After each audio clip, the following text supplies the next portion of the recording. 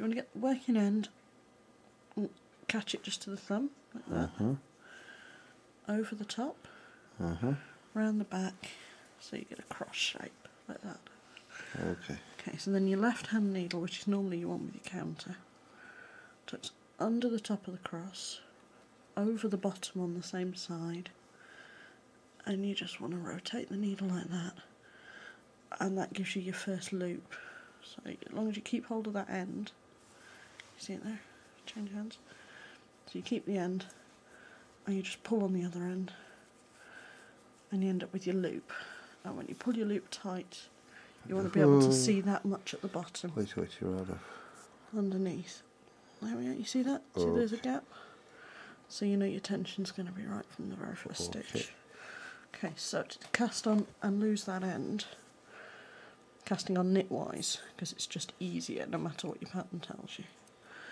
Okay, so that working end now loops over before you make the loop of your stitch, like that.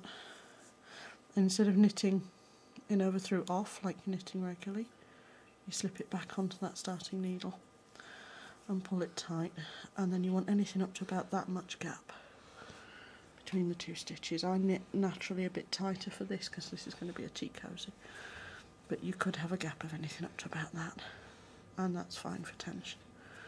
So again, when you're working into this stitch, again the working end loops over before you hook the yarn, like that, and then that way as you're working along, I'll show you very quickly with this, as that comes over, that loose end at the end is getting worked in. And I mean, people will tell you to leave a loose end for when you're making up, but it's easier just to sew it with a separate piece, because otherwise you get an awful lot of pressure on that corner of the work and it really doesn't sit nicely. So you see, that's 11 stitches now, and that little tail's working in, and I find my tail's working in about 15 stitches. So I'm hoping this is the same. So 13, 14, 15,